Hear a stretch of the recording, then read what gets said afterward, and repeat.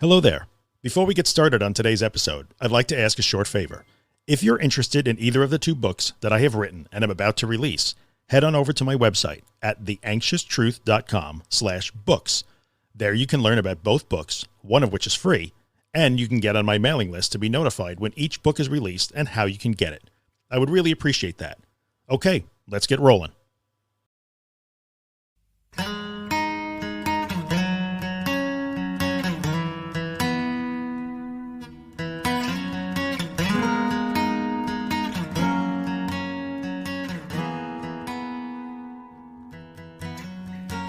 Welcome back, dudes and dudettes. This is episode 105 of The Anxious Truth. Today the topic is driving anxiety, specifically anxiety and panic while driving on the freeway or the motorway or the highway or whatever it is you call it where you live. You know, that thing where there's a zillion cars on the road, 4 and 5 lanes each direction, and everybody's going super fast. That thing. We call it a highway or a freeway here, but in the UK, I know you call them motorways. So we specifically talked, this was my friend Jay and I, we recorded this about 10 days ago, I would say. Jay's from Los Angeles. He is one of the admins in the Facebook group. He gives generously of his time and experience. I appreciate that. And Jay had contacted me with a specific question about anxiety and panic while driving on the highway or the freeway. And we chatted about it for a little while, and we both agreed that it would make a good podcast topic. So we took it into the Facebook group, which you're about to listen to was recorded. It was a live Q&A video. So we did live video in the Facebook group and a bunch of people joined in and asked questions. So you're going to hear Jay and I talk specifically about driving on the highway or the freeway while experiencing anxiety or panic. And then you're going to hear us take questions from the group. So it's about 20-25 minutes. I think it's pretty informative. There's not a lot to say about this. It's a pretty basic, you'll see the premise of what we talked about, comparing, acknowledging the danger of driving, you know, the actual danger of driving on a freeway, but then reining that in with the reality of what you're actually able to do even when you're anxious. So hopefully this will shed some light on it. I know there are many people who have this particular fear of driving on a freeway or a highway. They're worried about what will happen if they panic while they do it. This one is for you. I hope you enjoy it. And if you're not in the Facebook group, by the way, theanxioustruth.com/links, follow the link to the Facebook group. We'll get you in there if you ask to join. I hope this will be helpful to you. I will see you at the tail end of the episode to wrap it up, and enjoy. So we're going to have a little chat about freeway, not specifically driving anxiety, but driving on the freeway. Yes. Yeah. Here's why I contacted Drew a few days ago, because this has been an ongoing challenge for me, and I see it pop up in the group a lot. So I was like, well, I want to have this conversation with you, but can we talk? Let's open it up to everybody. He was like, yeah, this is a common thing. Let's talk about it. Yep. So here's my point, Drew, and I'm going to argue the frustration I have with this issue. Yes. In brief, for people who don't know me, I had my first panic attack in 2004. Went for many years with just being increasingly anxious, but not really identifying or knowing that I had a disorder. Just very slowly trimming things out of my life, very slowly over a period of years, until one day I was in full anxiety crisis, and I looked back and I realized how small my life had gotten. One big piece of that was not being able to drive on the freeway without having a panic attack, which felt extraordinarily dangerous to me. Now, the reason I contacted you the other day, Drew, was I had another panic attack on the freeway. I'm mostly recovered. Like, I can go to the grocery store. I can do a lot of the things that I had stopped doing. I go to movies again. I meet friends for dinner and eat in a restaurant where I can't escape. Mm-hmm. I do a lot of the things that I had trimmed out of my life. Sometimes I'm very anxious, but now I have the tools to work with them. The one place that feels like an exception is driving on the freeway. Now, I'm not talking about just driving around town. Driving around town, I got in order pretty quickly because logically, I always know I can pull over pretty much any time. It's very easy and not dangerous to pull over in town. Mm-hmm. On the freeway, especially, I live in Los Angeles. So if you're in an urban area, especially when you have a bunch of congestion that's all going around 70 miles an hour or more, it's very frightening to feel like your faculties are being diminished. We're taught from the time we're learned to drive that you must pay attention, you must focus, you must be alert. The kind of alert that I get into when I'm in an anxiety attack, well, this really does say it. I mean, I am the rubber chicken driving a car. I'm in a state of mild hysteria. Here's what happened the other day, Drew. So I'm driving along, and I will start getting lately shooting headaches while I'm driving, which are pulsing headaches. I know that's a tension thing in my neck. My vision actually gets impaired. The other day, it actually got blurry, and because of COVID, and I had just been out into a place where I hadn't decontaminated yet, I couldn't touch my eyes. Usually rubbing my eyes will fix that, but it didn't. It couldn't do that. And my depth perception gets all screwed up. Everything seems to go flat. And I've got workarounds for all these things, which I'm happy to talk about. Mm-hmm. But it's the one place where it seems like the danger is actually real. If I'm in the grocery store and I start to have symptoms, what's the actual peril? There is none. Right. I can, whatever. When I'm controlling a vehicle at a high rate of speed, it seems like that's a different situation. What do you have to say about that? So what I would say is I would absolutely acknowledge that you are correct when you are operating, a motor vehicle at a high rate of speed in a busy Los Angeles highway. And I think this is good because the two of us live in probably the two highest traffic areas that there are in the U.S. Marnie in Boston might argue with us, but we live in very, very high traffic areas. Yeah. So it's true that peril is danger, Daniela. So we're translating in real time. So I agree. There is actual danger there for, in terms of, the possibility of causing an accident or having an accident. Yeah, that's true. However, so while there is more peril in the environment than there is in the grocery store, I think what I said to you the other day when we were talking is, so tell me exactly what you have done that has kept you from wrecking the car, killing yourself or somebody else when you experience panic and this physical impairment, or what you're describing as an impairment. Have you ever been actually unable to drive the car off the freeway? And then the magic question that I ask, because I know you enough to know that you're tenacious, and then right back on the freeway when you've decided that escape was a bad plan. You've always been able to do that, haven't you? Yeah, it does seem like it follows the same internal argument that I used with things that were less scary. For instance, the other day, what we basically got around to was, okay, Jay, so when you had your fatal auto accident, how did that feel? How did that work out? Yeah, how did that work out? And it's like, wait a minute. Actually, it never has once caused me to actually wreck my car. Right. It feels for the world like it's going to, but this is a condition, a disorder that thrives on feels like. Yeah. It lives in feels like. The disorder is in feels like. Now, when it starts messing with my vision, I will tell you, early on, when I started having a problem on the freeway, before I had come to the consciousness that I have an anxiety disorder, and the depth perception thing would start to happen. Everything seemed to flatten out. And what I would do is I would look at the horizon. And in my neighborhood, there are some mountains on the horizon. And I would look there and it helped. Yeah. Something else I would do is I would basically, it's you know what it is? It's trying to achieve a state of floating while you're driving without losing consciousness of what you have to do to be a safe driver. Yes. And I realized that I'm like holding on to the steering wheel like my hands were talons and the steering wheel was my prey. Right. I will find that my foot that is over to the left of the brake is actually pressing really hard into the floorboard, like I'm bracing myself for impact or something. Yep. I find that my entire body has gone tense. So floating is definitely something I can focus on, get your shoulders out of your ears. That's where the tension headache is coming from. Yep. And here are some things that have helped.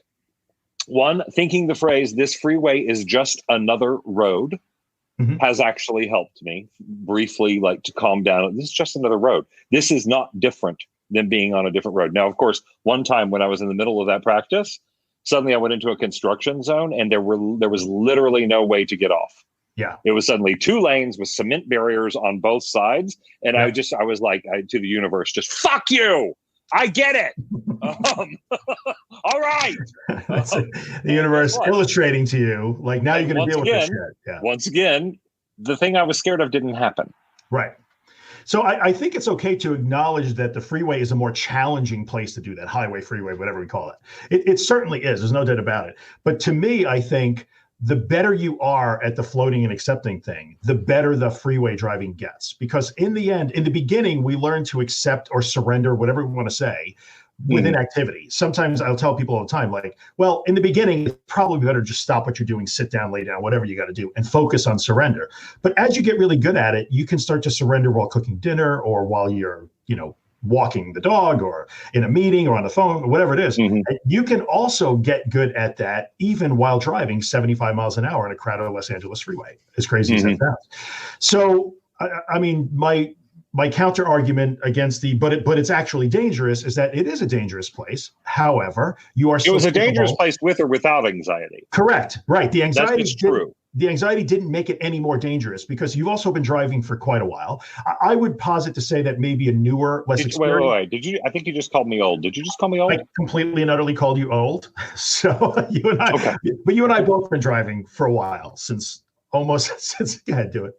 It's almost since cars had fins and chrome, right? That was before us, but still, we're not that old. But inexperienced and maybe a new driver, somebody who's a little bit inexperienced, who isn't familiar with driving Los Angeles freeways, maybe there's even a little bit more of a danger. But those skills that you have developed over time in driving in high traffic areas are so well honed, and it's like muscle memory. You know what to do. You're reacting almost automatically. And so I think what's happening here is that your sense of impairment is overinflated. Like now I'm suddenly unable to manage the skill of driving, but you always have. Sure. So let's talk about the getting off the freeway and then the getting back on the freeway. Actually, like the other day, Drew, when I contacted you about this, because I had a pretty bad bout while I was driving. By the way, for people who are just at the beginning of this process, I have gone, I live like 8 miles, no, maybe 6 miles from Burbank, a different city. And that's the freeway that I'm practicing on from here to there. It's a very heavily trafficked freeway, the 5, for those who know the area. And I started by going one exit, then 2 exits. Now I can get all the way to the other city. And I've done it many times. It was a huge victory for me. The other day, I was okay going there, just a little nervous, but okay. On the way back is when it hit, and when I had the real sensations, and my fear really took over for a bit. Right. And I kept. This is what practice has gotten me. I kept knowing for sure I'm getting off at the next exit, and then not doing it. Knowing for sure that I'm going to pull over to the shoulder, and then not doing it. I actually didn't get off and get back on. I just kept convincing myself out of and going, you know what? One more exit. Yeah. One more exit. One step at a time. Something I say to people on the board all the time, given many circumstances. Do one thing at a time. So now it's going to be one exit at a time. Maybe it's going to be 1/4 of a mile at a time. Maybe it's going to be until I get to that tree at a time. Yeah. One light post at a time. Whatever. At a time. Yeah. And then when you do that, you do retrain your brain. Yeah, I want to scream sometimes, Drew, because I've been practicing this for a year. Yeah. And it still happens sometimes. But how I would argue against my complaint about it doesn't work. It's like, well, you're driving to Burbank. You picked somebody up at the airport the other day. You haven't done that in years. Right. And mainly because you don't like people, but also because of anxiety. Well, that's different. Yeah, right. That's a different episode. But the proof is overwhelming that you have the ability to drive on the highway. Even in your worst days, you had the ability to drive on the highway. Sure. It's overwhelming. No. And the other day, I used to, I'll bust myself here. I used to wait to practice freeway driving until I felt great. I used to only do it under those circumstances. And the other day, the day I contacted you about it, when I had the pretty bad attack, I got on specifically because I felt like hell. I was having a very high anxiety day. And I was like, well, you know what? This is the next step. And I didn't need anything in Burbank. I bought licorice. I didn't need to go to Burbank for licorice. Clearly you did, though. It's licorice. I want to see if anybody's having any questions. Shailene. I'm going to put this up because I know who that is. That says you drove them around. Yeah. Nick. I know that's Nick. Do that, dude, if you can, because then we'll see your name. Yeah, I'm 90 because he said you drove him around LA, so that has to be Nick. Anyway, Shailene, yes. We hopped on a freeway briefly. Yeah, I just didn't happen to have a problem that day. Shailene, my final frontier highway driving. I'm trying to put these together. The exits. Shailene, I wonder what you're saying about the exits. Are you saying that you jump off a lot? Or are you saying that the action of exiting scares you? If you could clarify that, I'd love to talk about it. Marnie, I'd love to know what you think when having no choice but do these things seems to be the solution. Example, husband has surgery. I have to drive. Okay, no choice since the driving, then driving. A man told me a scary story about dad having something. Cancer. Cancer. I'm going to guess, yeah. I was like, California from smoking. The next day, I never touched a cigarette again. 10 years now. Can we be forced into getting over these things? Seems to work for me. I actually have an opinion about that, but Drew, I want you to go. Being forced isn't ideal, but it actually does work. So like in a situation like Marnie's describing now, where maybe her husband needs surgery, so she has to drive, for instance. Amazing how you do it. So we hear these stories again and again and again of like, oh my God, my dog was sick, I had to bring it to the vet, or my son had an accident, I had to go to the hospital. Amazingly, I did it and I had no anxiety. People say that all the time, right? Yep. So when you are forced to actually perform a task that is real, amazingly, we just do it. Now, whether or not that leads to lasting change is another question. But yes, you can be forced by circumstance into learning those lessons. I would hope that being forced by circumstance means that you will then pick up that mantle and begin to practice that thing. But having to do it once or twice is not going to solve the problem necessarily. It can leap you forward for sure. It's a drop in the bucket of all we're really talking about here, Drew, is neuroplasticity, getting a new groove going, a new habitual thought going that says, I am safe. Yep. I'm fine. This is not a threat. We're getting out of the groove that we slipped into, which is the disorder that always says, you're in a state of danger. You're in danger. You're in danger. Yeah. We aren't. And we're building a new groove, and it's like a path in the forest. It gets deeper the more you walk it. So, but Marnie, like I had to do a driving exposure at midnight a few months ago because my dog had a seizure, and I was already getting ready for bed, which is like my happy time. I'm really happy to go to sleep after some days. And I had to carry my large dog down 3 flights of stairs, put him in the car, and get him to the vet, and the whole time thinking he was dying. So it was terrifying. I did it. It wasn't comfortable, but I did it. Yeah. I guarantee you the next time I have a pet emergency, because pets come with emergencies, I guarantee you I will have the beginnings of a groove there that says, oh, you can do this. Yeah. I guarantee you it helped. Did it solve everything? No. We very much want a panacea that's going to come in and solve everything. We have it. It just takes time. Yeah. So that's good. So Marty's saying she continued. Which is exactly, sometimes that being forced into it could jumpstart that, and then you do what Marty did, and she's driving now. So that's really good. It's still proof. All we're doing is accumulating proof that we are not in danger. That totally counts as proof.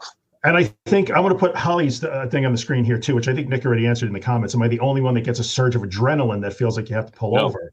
Everybody does. Like a surge of adrenaline is part and parcel of anxiety and panic. Everybody does. I used to get that too. And by the way, for people who aren't aware of the story, highway driving was number one problem for me too. Back in my worst days, I would do everything I could to drive around Long Island without getting on a highway, which sucked. And you had to go through the Midtown Tunnel, right? Well, if I was going into the city, that was even worse. I mean, I'm not far outside of the city, but I would drive through the Midtown Tunnel. I would drive over the 59th Street Bridge. I would drive. You don't get more trapped than that. No, right. The Midtown Tunnel. I was talking to somebody. Did I tell you that I had a panic attack in the Midtown Tunnel? Maybe it was we know we're talking. I have had a swinging panic attack in the Midtown Tunnel. And in the Midtown Tunnel, if you're not familiar with driving under the East River, you are driving in a concrete tube under a river, and there is no way to get out of that tunnel. You must finish the tunnel, and there's concrete walls on one side and stanchions on the other to keep you from changing lanes. And so you're basically playing a real life video game while in a panic. And it turns out I had no problem with that. I was perfectly able to control the car. Bonnie asked me, could you drive at a time that's not really busy to practice, or was it always that busy? It's LA. I mean, in order to do that, I would have to do it at 3 a.m. and I ain't doing that. But now I'm to the point where driving, if traffic is going slowly, I'm fine. It's only when there's a large number of cars who are all going 70 to 80 miles an hour. That's when it sets me off. And by the way, about the adrenaline rush, every symptom you've heard me describe in this video, every symptom you've heard me describe is a result of adrenaline being dumped. That's exactly right. That's my body's reaction to it. The vision getting funky, all of that is normal behavior for your body. When you get a bunch of adrenaline going, your vision changes supposedly so that you can focus better, or there are all sorts of reasons why these things happen in the body. But everything we're talking about here is the reaction to adrenaline. That's all we're talking about. It comes with the deal. Yeah, I wanted to tip my hat to who said this. Leslie, you said you were in a near-death car accident, caused you to become sensitized 10 years ago. This is my second round. I have no issues driving, but I'm afraid of the grocery store. Yeah. Go figure. Yeah, no. I had the grocery store thing, Leslie. I'm going to be a little graphic. For a year and a half before I started treating myself the way we do here, before I discovered the Clear Week stuff and then Drew's podcast, before that, I spent a year and a half feeling like I was going to, I'll put it the nice way, lose my bowels every time I went to the grocery store, every single time. I still had to go every day, and that repetition eventually helped me to heal from it. It simply does not happen anymore, Leslie, and it might not take a year and a half for you. It could, now that you have these tools, it can actually go much more quickly. But it's not going to be instant. None of this is ever instant. It does take a while. And I want to talk a little bit about back to the adrenaline rush, and like we were talking about, one thing at a time. So for you, it was one exit at a time. It could be 1/4 mile, like we were saying, one light stand at a time, whatever. Like, I don't care if you have to do 10 seconds at a time. But not only are you building a body of evidence and repeated experiences with a positive outcome every time you do a drive, even within that drive. So when that adrenaline surge hits and you are in a panic and you are afraid, and the fear lens says, I must get off this highway, I must pull over, I must stop, I must get to safety.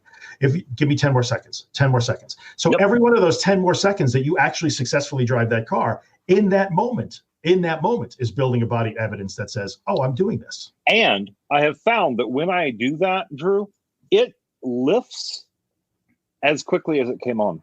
Yes, exactly. It's because like, oh, wait a minute, I'm okay. And then it might come back in a wave, and I'm like, oh, shit, I'm not. Oh, wait, I'm doing it again. Hold on. No, do it. It's a cycle. Right. Practice. And the bottom line to this video is, I think the bottom line is in the first thing you said to me, Drew. Mm-hmm. How many times did it actually kill me? Yeah, never. Even though it's okay for us to acknowledge that I think we could sum this up by saying this: being impaired while driving on a busy highway at 70 miles an hour is dangerous. However, you are not actually impaired. You believe in your heart at that moment that you are suffering some severe impairment that has taken away your ability to function, but that is actually not true. I'm engaging in an automatic thing. Driving, we've all come to and realized we've been driving without paying attention for the last minute. Absolutely. Like we've all done that. That light was green, wasn't it? We've all done that. That's how automatic it is. Right. That light was green, wasn't it? And every one of us has done that. Don't even lie. If you're driving, you've done that in your life. So you are, especially if you are a more experienced driver, it is an automatic thing. We become so good, and we are still aware of what's going on around us. We really are. Just because the feelings in your body are so powerful and the scary thoughts are so powerful does not make them actually real. So driving on the highway while impaired, really dangerous, except you're not actually as impaired as you think you are. Even if it's just the ability to get over and pull over or get off the highway, if you really felt you must do that. But let's talk for a second about getting off and getting back on. Like, you are always able to pull over. So Shailene was talking about, like, well, I have to change lanes from the middle lane to the slow lane. It's so scary. Scary is okay. Scary doesn't mean dangerous.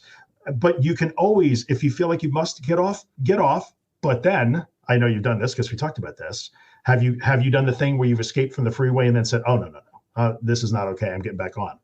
No, I will sometimes go back and drive back the same leg again. I'll like do a lap. I'll be like, the last thing, if I have to get off or if I succumb to it, I don't want to end on that note. I want to end on, no, fuck you, anxiety disorder. I want to end on, no, I'm just going to go do another exit, because I'm leaving this experience with a success under my belt. Yeah, which is that's a tremendously, almost, I'm not going to say it's an advanced technique, but yeah, like, sorry, I'm leaving this with the idea that I just drove that last 3 miles that I hated so much. I'm going to do it again before I go home.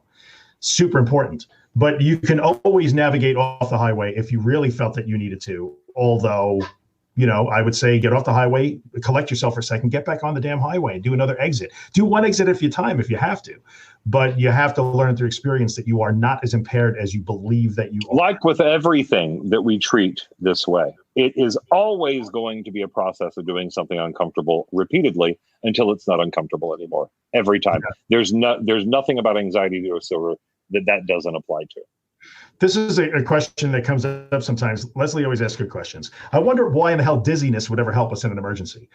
Well, it kind of doesn't help us in an emergency. That's true. But in the fight or flight response, when there is a fight that takes place or a fleeing from danger, usually doesn't include that element of dizziness.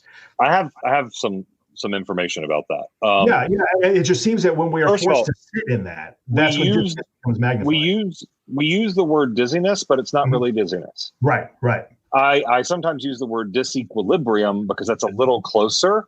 That's good. But typically in anxiety, Leslie, that experience we have, we call it dizziness because it's in the neighborhood of how it feels. It's not actual dizziness. You can stand on one foot. You can do anything that requires balance. But it is I think it's a version of a dissociative state. It is actually protecting us from we think we're going to freak out. I think it's a little bit of a step towards dissociation, like the derealization stuff. Yeah. I think that's what's going on there to some degree. This is just from experience of I have dizziness every single day still. Yeah. I have it right now. I just don't care very much. Well, you also have to remember that from a physiological standpoint, and I don't want to turn it into like a medical thing, but from a physiological standpoint, balance or the feeling of balance is an amazing bit of engineering. It's amazing because complex. It involves your inner ear, the fluid in your inner ear, the receptors in your inner ear, your eyes, your muscles, your entire core. Your feet, everything is involved in balance. That's why when you have an inner ear infection, when one of those things gets thrown off, it goes to pot. So when your pupils dilate and your muscle tone changes because of adrenaline, all of those things are impacted, except your inner ear is not. But there's muscle tone changes and there are vision changes, and that does impact your sense of balance. It doesn't mean you're off balance. It just means it feels different. So that's a thing. Are you looking at Kevin? I read your note. Yeah. That's I drive every day. Driving used to give me horrible anxiety and even panic attacks. Now I can feel my anxiety at times, sometimes add a bit of second fear. The worst being seeing a stoplight in the distance, and it seems like I'm never coming close to it. But now I say, all right, let's sit with this and continue. Usually it's in the morning on my way to the hospital. Maybe a little underlying anxiety with working as an RN, sure, with the potential asymptomatic patients going into surgery. Sure. Thanks for sharing that is all I have to say to that. That wasn't a question. No, it was, but it's a good point. That you can experience these uncomfortable things and still be okay with it, like Kevin is clearly doing. So there you go. Let's, what else do we have? Did we miss anybody here? I mean, we're at 27 minutes. That's pretty good. It's time flies, when you're having fun. Time flies when I'm a little sweaty. What the hell? Really? Wow. I don't know why. You're working hard, man. It's the chicken, probably. It is the chicken. All right, guys. I hope this is helpful. I'm glad. Yeah. Thank you, Drew, for doing it. I really appreciate it.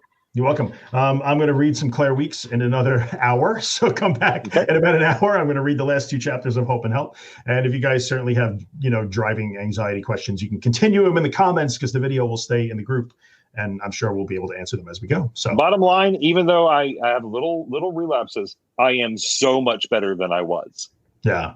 I still have some anxiety when driving, but I'm getting to other towns now. I'm getting there. So, and out of Burbank, which I think is an accomplishment.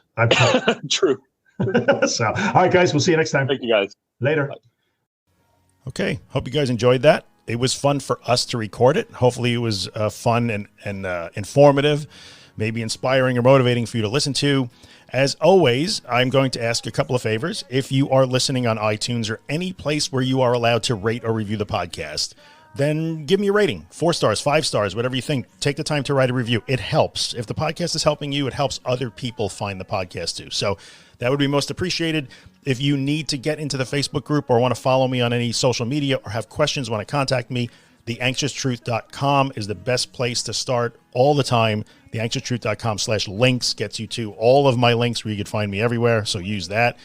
And as always, I will leave you with the sounds of Afterglow by Ben Drake. You can find Ben at facebook.com/Ben Drake Music. Always nice enough to let me use this tune, which I just love. I'll see you guys in the next episode. Have a good one. It's all around you, you can breathe it in. And this is where your story begins. You got the feeling that you're gonna win. Yeah, you're doing fine.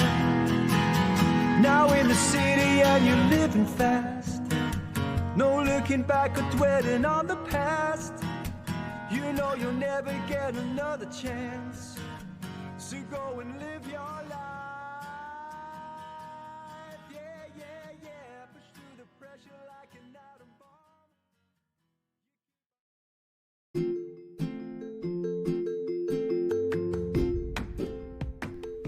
Hey, what's up, guys? Drew here. In the 5 years that I've done the podcast, I've never had a sponsor. But now it's time for me to put in a little plug for the day job, the business that I own. And that business is managed WordPress hosting. So if you have a website and it runs WordPress, and you'd like WordPress hosting that makes WordPress faster, more secure, and way easier than you ever imagined it would be, then check out Helix. You can find us online at imhelix.com. That's IAMHELIX.com. We took a long time to build Helix. I'm super proud of it. It works spectacularly. We take really good care of our customers, and I promise we would take really good care of you too. So if you're in the market for WordPress hosting that will blow your mind, check out Helix. I would appreciate the consideration. I thank you for coming by and listening, and I'll see you the next time.